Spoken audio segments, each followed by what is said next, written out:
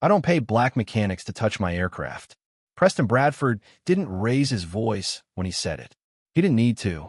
50 people on the tarmac heard every word.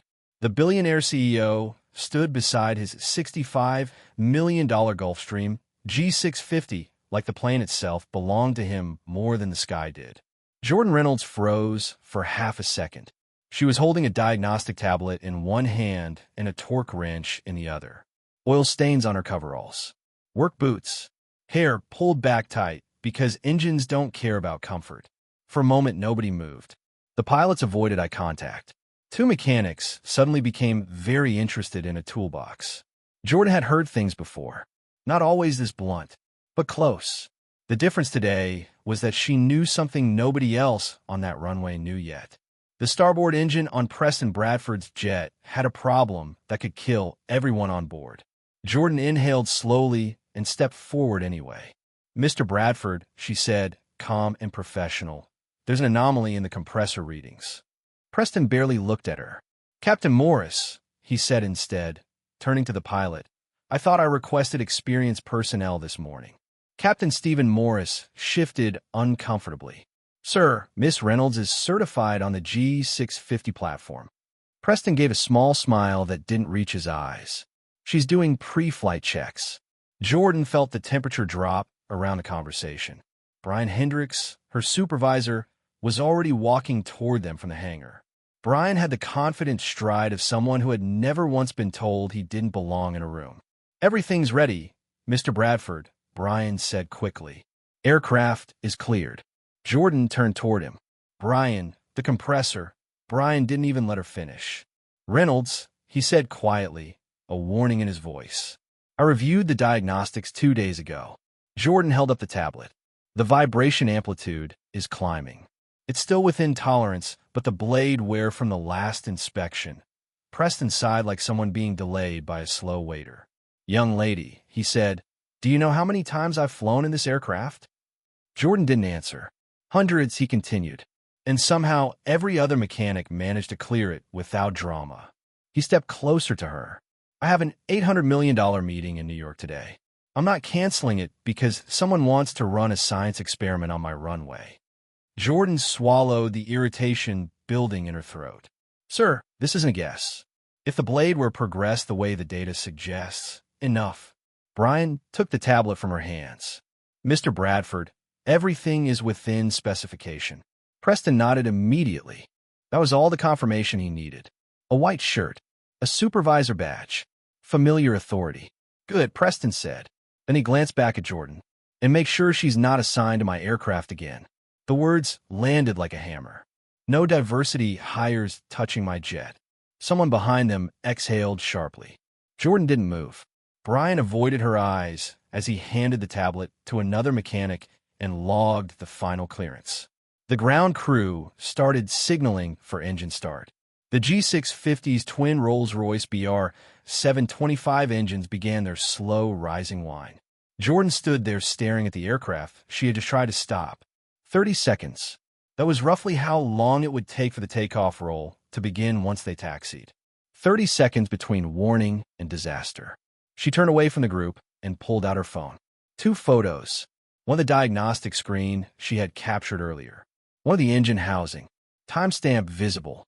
Proof. Just in case. Because deep down she already knew how this would play out if things went wrong.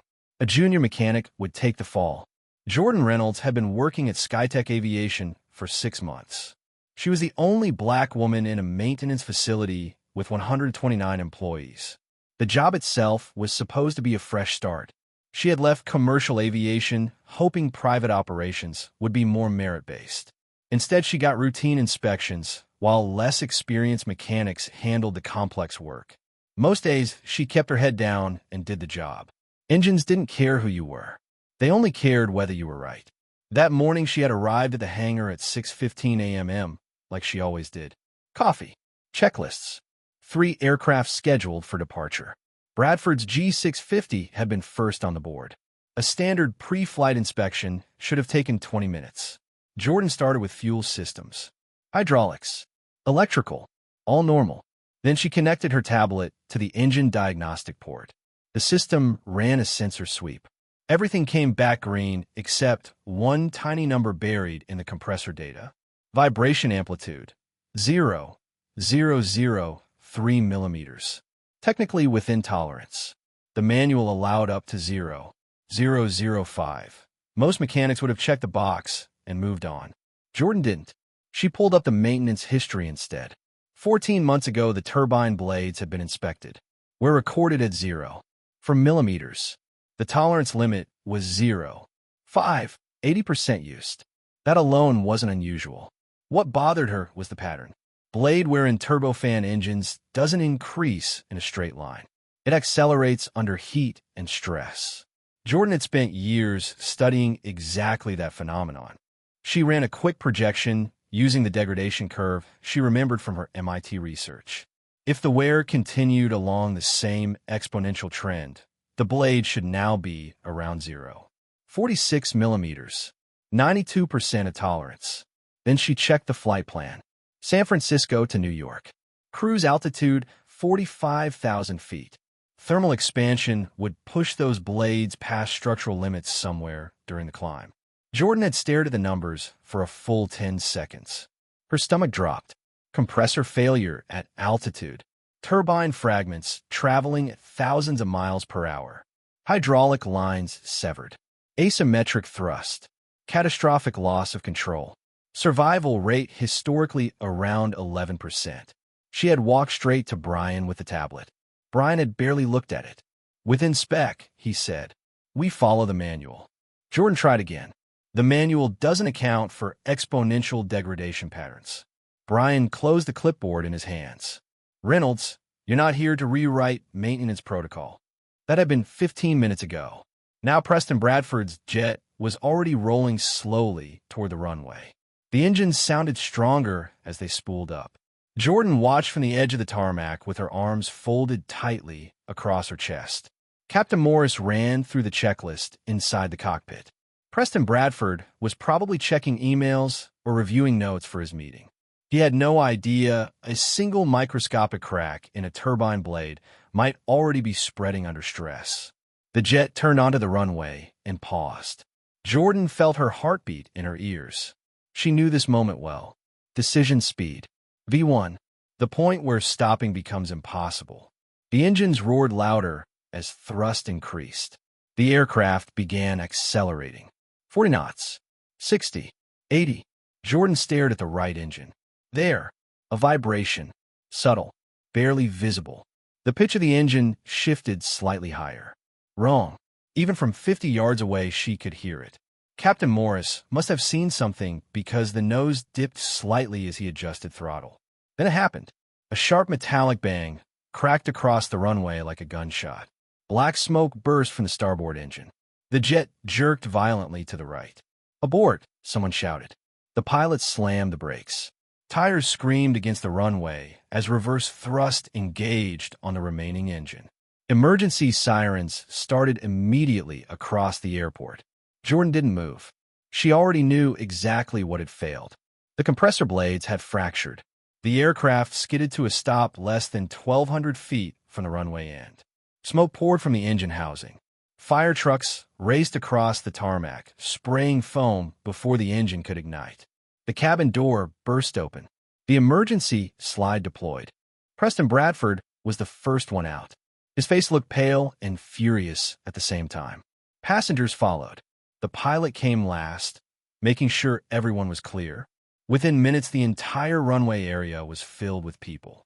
Mechanics, pilots, airport staff, clients from other hangars. Preston Bradford marched straight toward the maintenance crew with the fury of someone who had just stared death in the face. Who signed off on that aircraft? He shouted.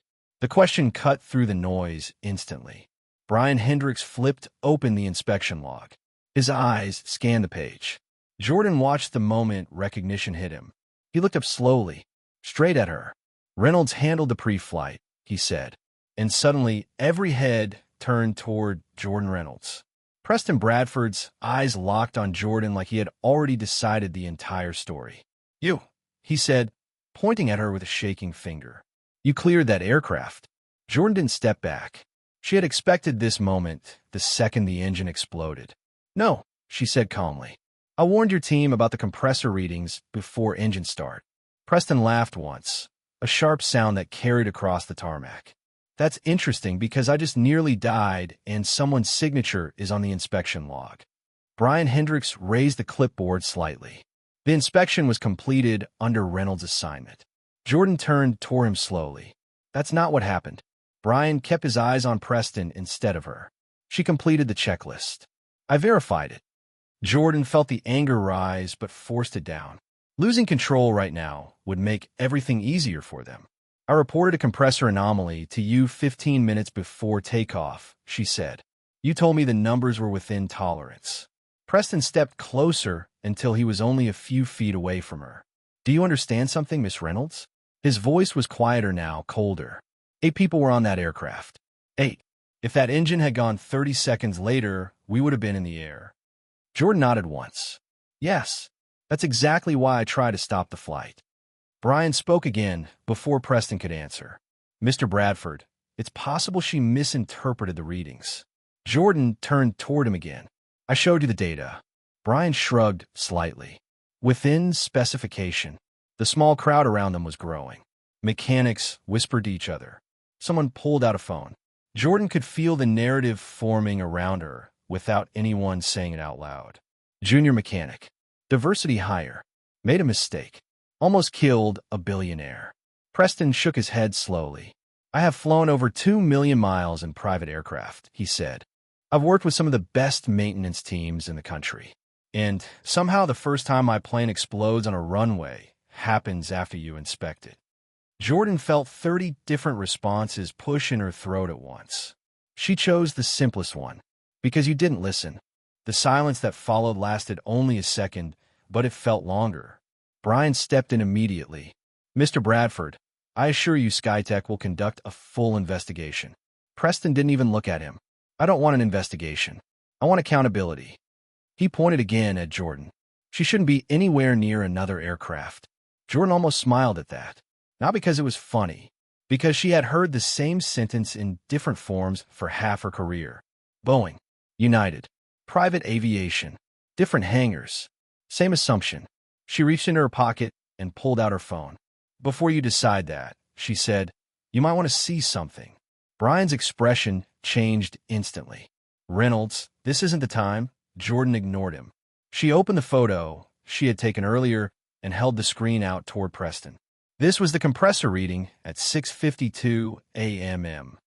Preston glanced down reluctantly. The image showed the diagnostic panel with the vibration amplitude number highlighted. 0.003 mm green. Technically safe. Preston looked unimpressed. That proves nothing. Jordan nodded. By itself, no. She swiped to the next photo. A screenshot of the maintenance log showing the last turbine inspection 14 months earlier. Blade wear recorded at 0.4 millimeters. This is the last recorded blade measurement. Preston looked irritated. And Jordan looked directly at him. And when you combine that with the vibration pattern and thermal expansion at 45,000 feet, the blade should be around 0.46 millimeters right now. Brian scoffed. That's speculation. Jordan didn't look at him. That's predictive degradation modeling. Preston folded his arms. Are you telling me you can predict a turbine failure from a vibration reading? No, Jordan said. I'm telling you the failure pattern was already there. Brian cut in again. You're making assumptions outside the maintenance manual. Jordan finally turned toward him. Because the manual doesn't calculate exponential wear curves. Brian's face tightened. You're not an engineer here. Jordan didn't raise her voice. Actually, I am. The tension in the group shifted slightly. Some of the mechanics were now listening more carefully.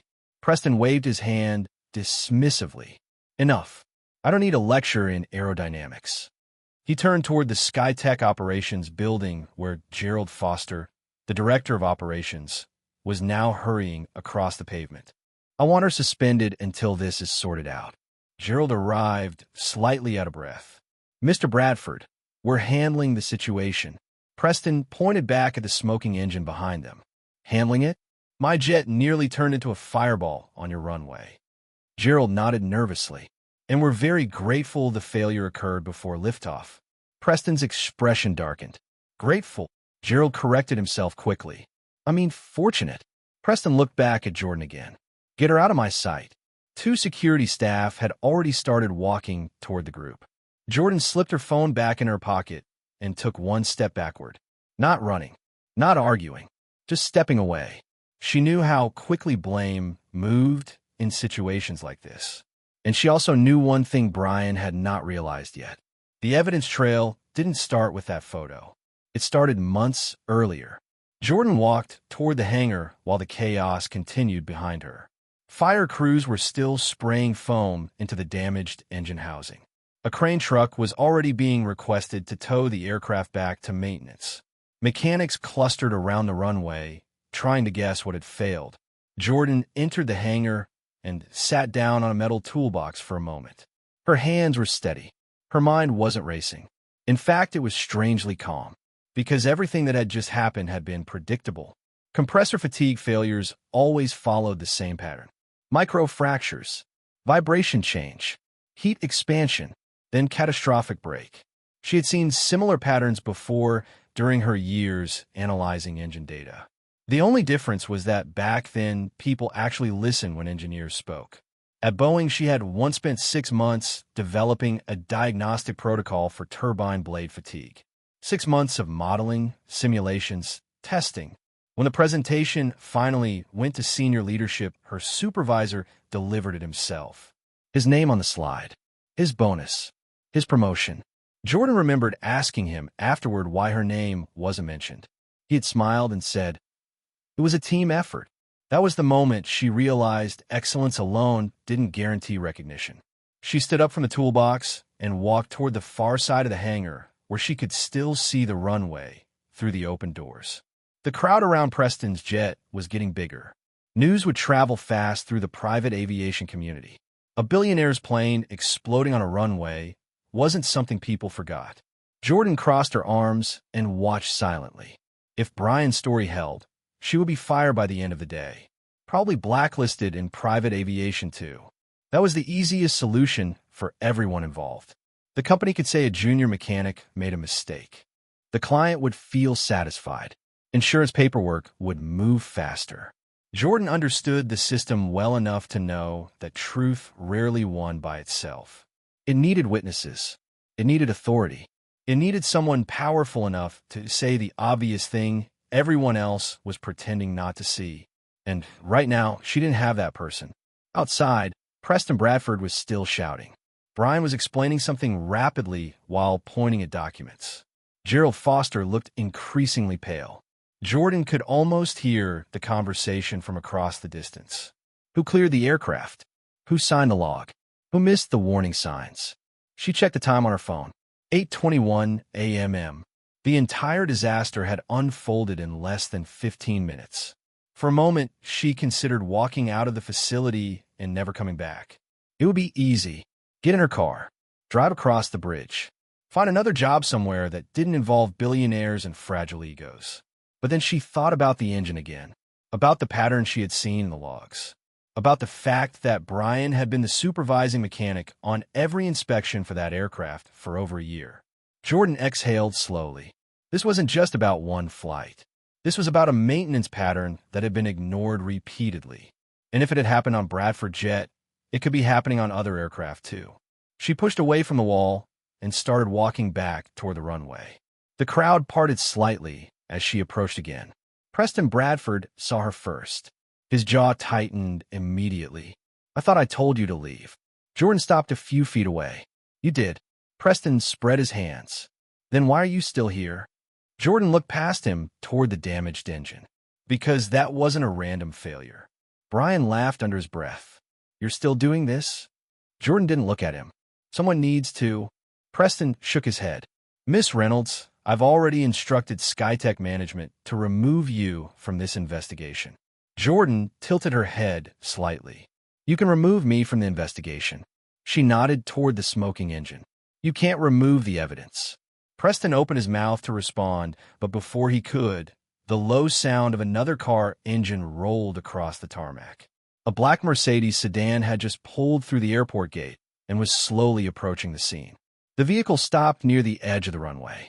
The driver stepped out and opened the rear door. An older man in a dark suit climbed out carefully. Gray hair, straight posture, calm expression. The moment Brian Hendricks saw him, the color drained from his face. Jordan noticed that immediately. The man looked around once, taking in the damaged aircraft, the fire crews, the crowd of mechanics. Then he started walking toward them with the slow, deliberate pace of someone who didn't need to rush. Preston frowned. "Who is that?" Brian didn't answer right away. When he finally did, his voice sounded tight. "Colonel William Carter." Preston raised an eyebrow. "Should I know that name?" Brian swallowed. "FAA." The older man stopped beside the damaged engine and studied it silently for several seconds before turning toward the group. His eyes moved across the crowd, once before settling on Preston Bradford. "Good morning," he said calmly. "Would someone like to explain why a Gulfstream engine just detonated on a runway during my scheduled inspection visit?" Colonel William Carter didn't raise his voice when he spoke, but the effect was immediate. Conversation stopped. Even the fire crews seemed to move quieter. The man looked at the damaged engine again, then at the crowd surrounding it. "I'll ask again," he said calmly. "Who signed off on this aircraft?" Preston Bradford stepped forward first.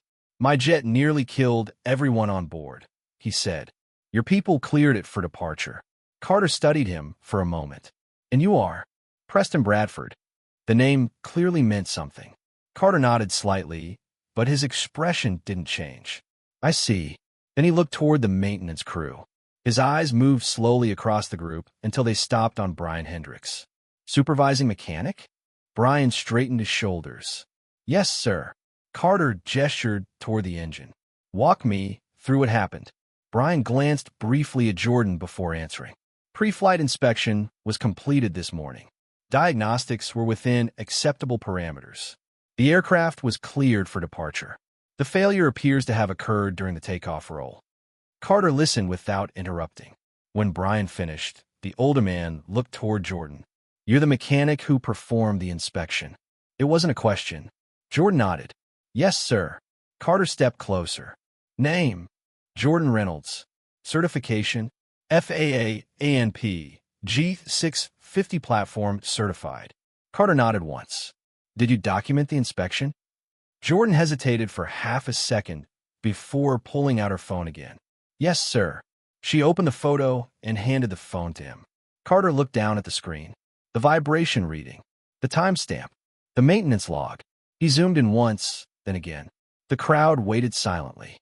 Preston Bradford crossed his arms impatiently. "Colonel, that number is within tolerance. We've already established that." Carter didn't look up. "Yes," he said quietly. "It is."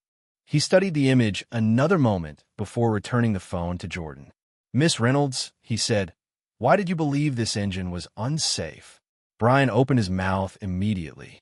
"Sir, the readings were within specify." Carter raised one hand slightly. Brian stopped talking. The colonel's attention never left Jordan. "I asked her." Jordan felt every eye on her again. But this time the silence felt different. She took a breath. "The vibration amplitude alone wasn't the problem," she said. "It was the pattern." Carter nodded slightly. "Explain."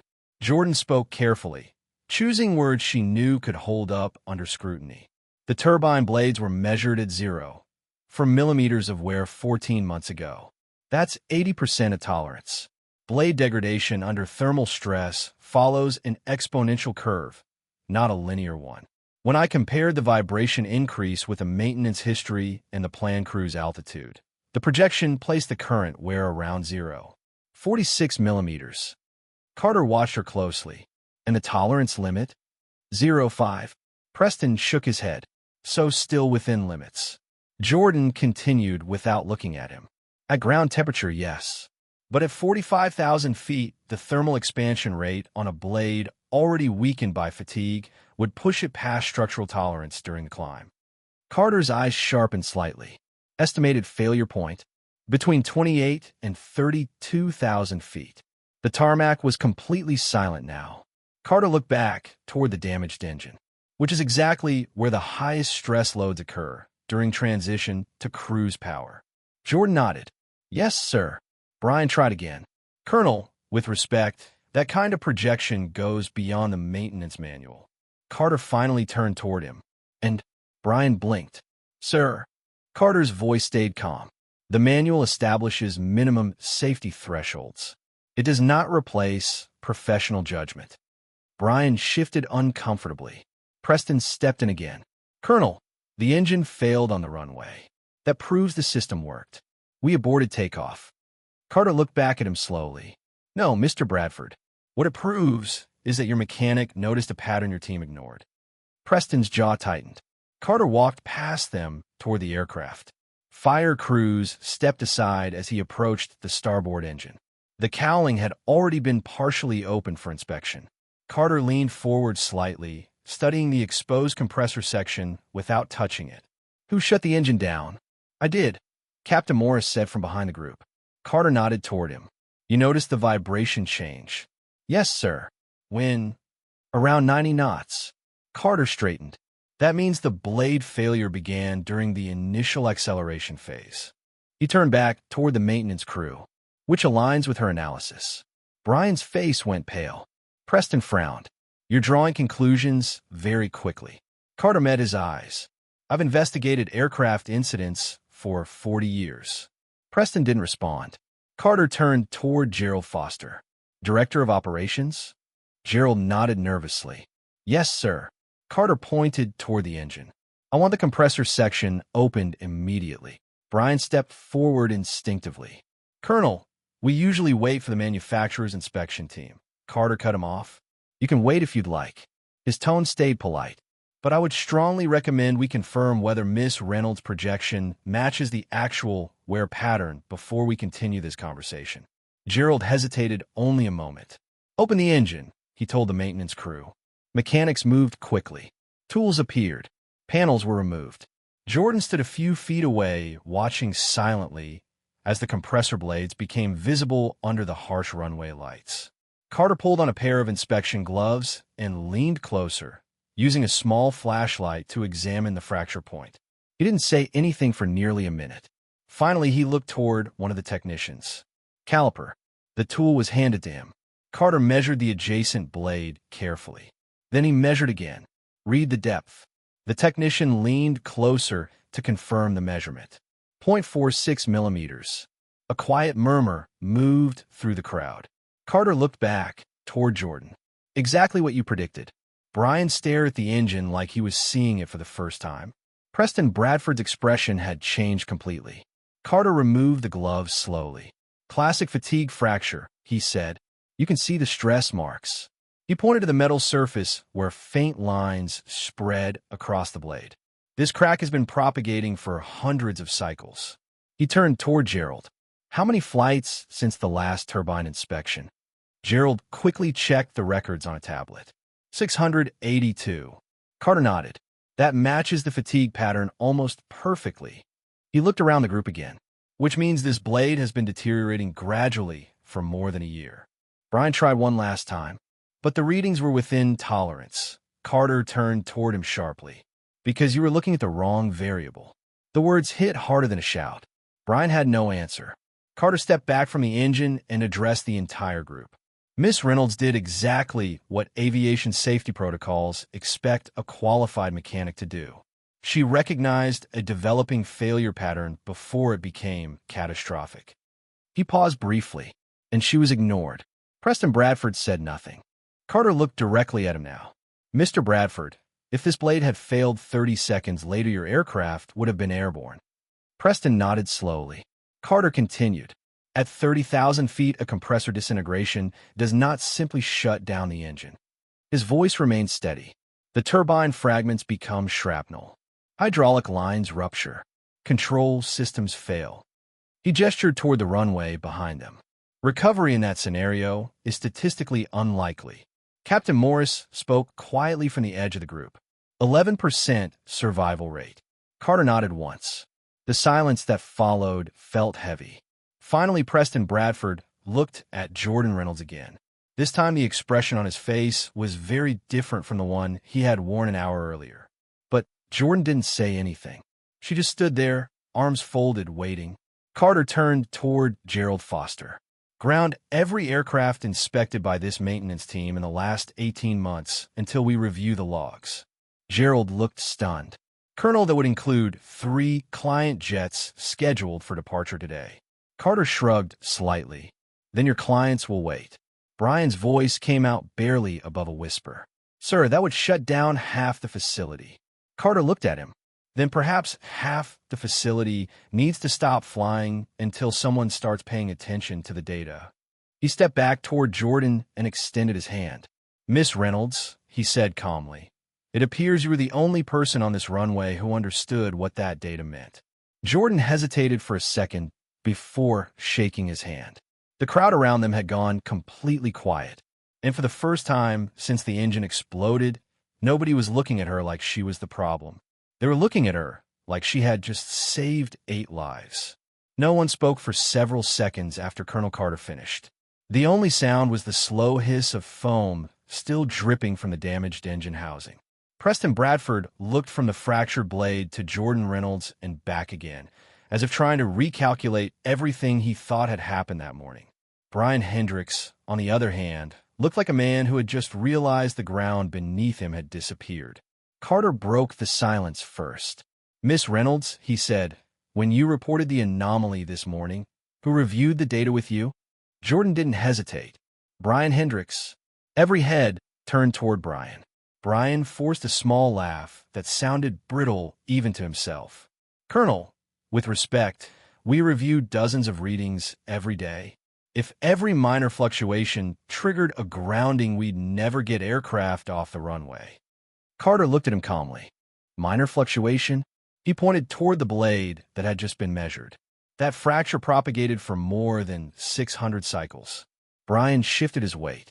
The system flagged no red warnings. Carter nodded slowly.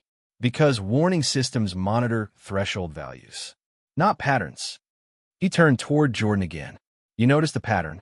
Jordan simply said, yes, sir. Carter looked back toward Gerald Foster. Bring me the maintenance logs for this aircraft for the past 18 months. Gerald hurried away toward the operations office. Brian ran a hand across the back of his neck.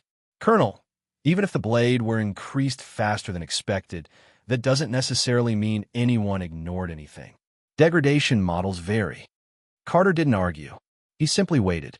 Within a minute, Gerald returned carrying a tablet loaded with inspection records. Carter took it and began scrolling slowly. The crowd leaned closer without realizing it. Jordan watched the colonel's eyes move line by line through the entries. The man had probably read thousands of maintenance logs in his career. His expression barely changed. But the longer he read, the quieter the air seemed to become. Finally, Carter stopped scrolling. Interesting. He turned the screen toward Brian. You performed the turbine inspection 14 months ago. Brian nodded cautiously. Correct. Carter swiped the screen once. And the routine inspection 9 months ago. Another swipe. And the inspection 4 months ago. Brian nodded again, slower this time. Carter looked up. Every single inspection was signed by you. Brian shrugged lightly. I supervise most of the heavy maintenance here. Carter tilted his head slightly. That explains the signatures. He tapped the screen again. What it does not explain is why every report lists marginal where readings followed by the same note. Brian frowned. Which note? Carter turned the tablet so everyone could see it. The line repeated again and again across different inspections. Systems nominal.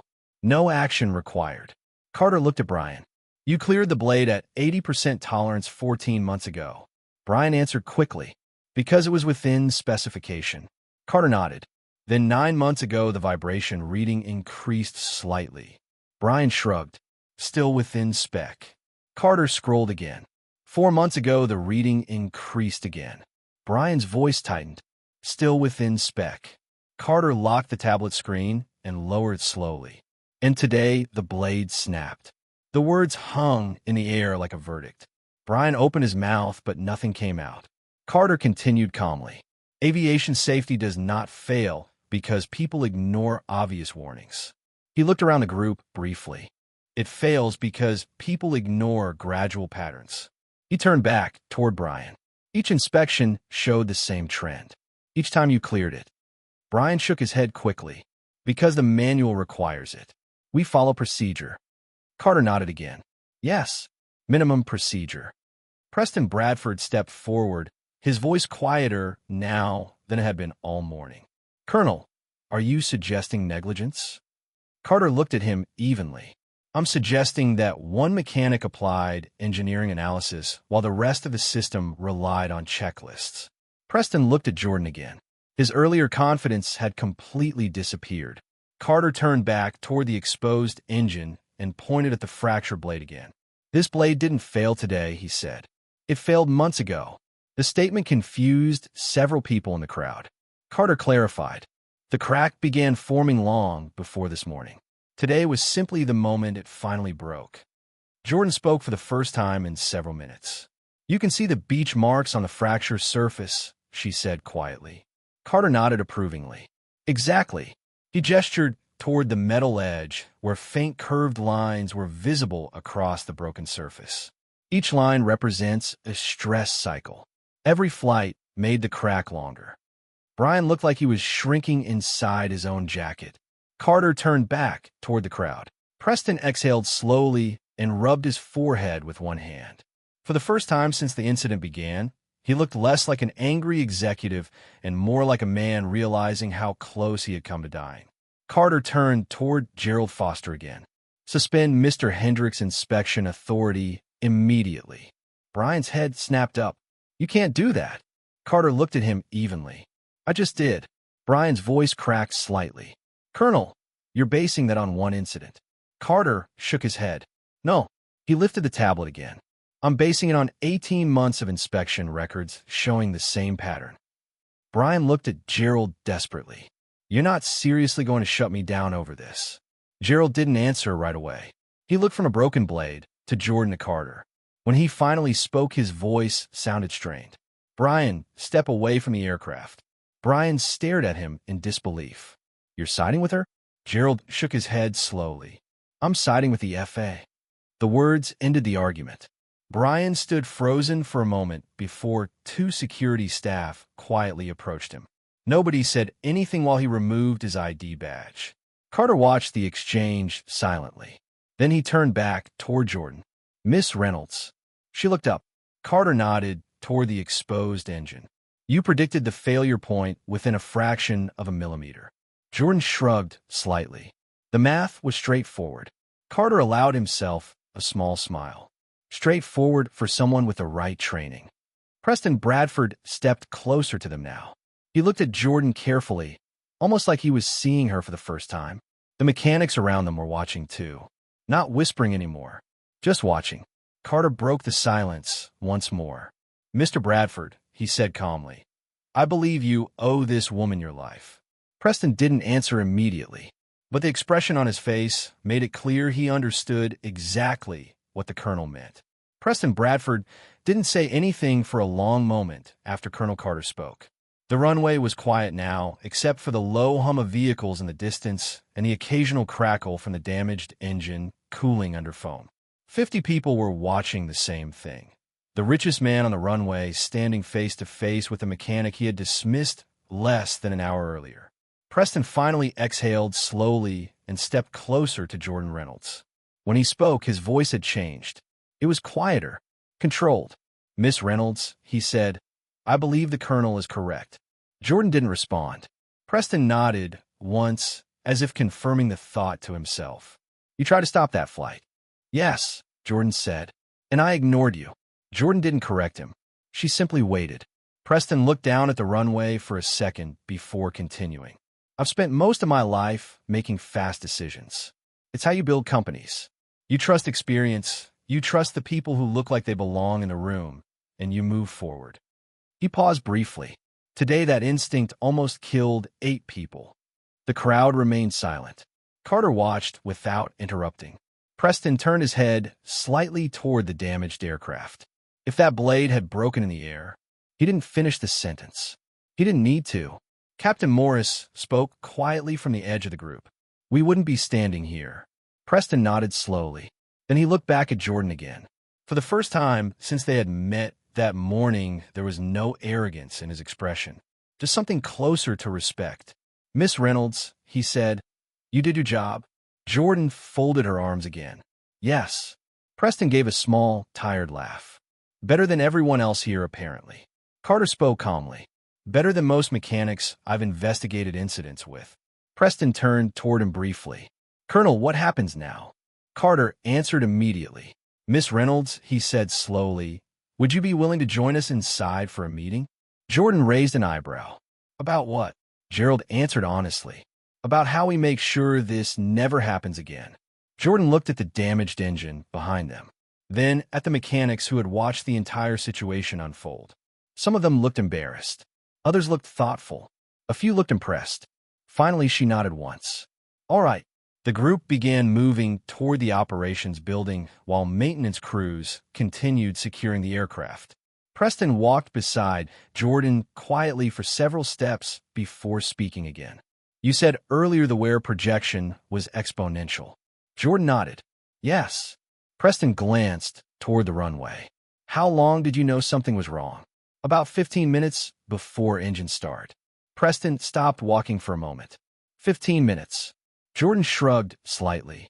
Enough time to stop the flight. Preston shook his head once more and continued walking.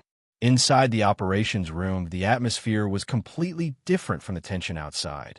A large maintenance log was already displayed on a screen.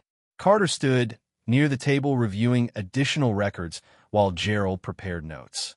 Brian Hendrick's name appeared repeatedly across the inspection history. Preston took a seat across from Jordan. Carter spoke first.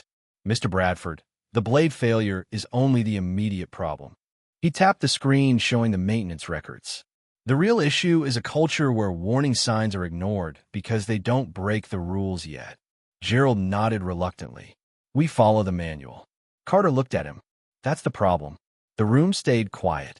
Carter continued. Miss Reynolds didn't follow the manual. She applied engineering analysis. Preston leaned back slightly.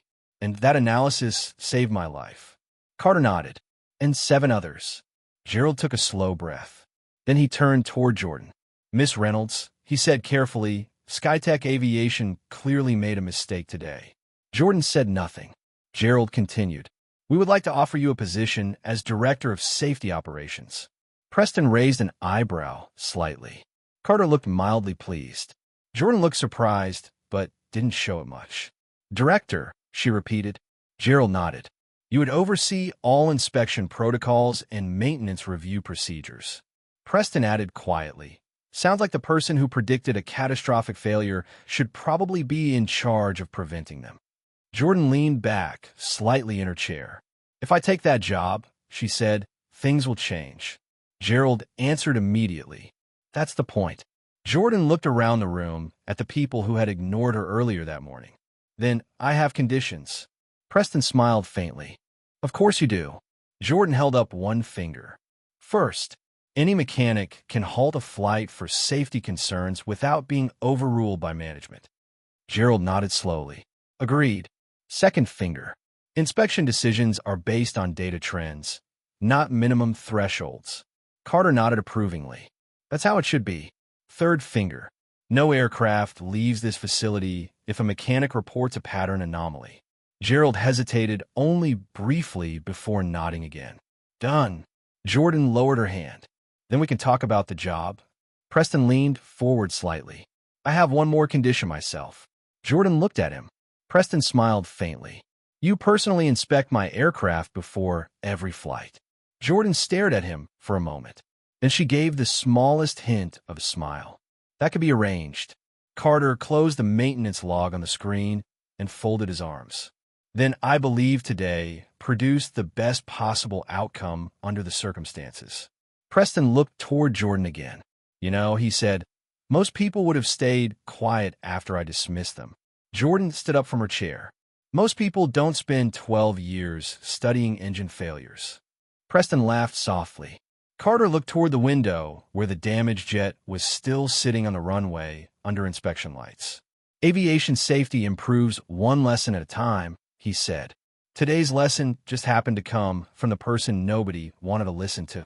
Jordan picked up her tablet from the table. Preston Bradford watched her for a moment before speaking one last time. Miss Reynolds, She turned slightly. Yes. Preston nodded toward the aircraft outside. Next time you tell me not to fly, I won't argue. Jordan gave a small nod. Good. Then she walked back toward the hangar, already thinking about the next inspection.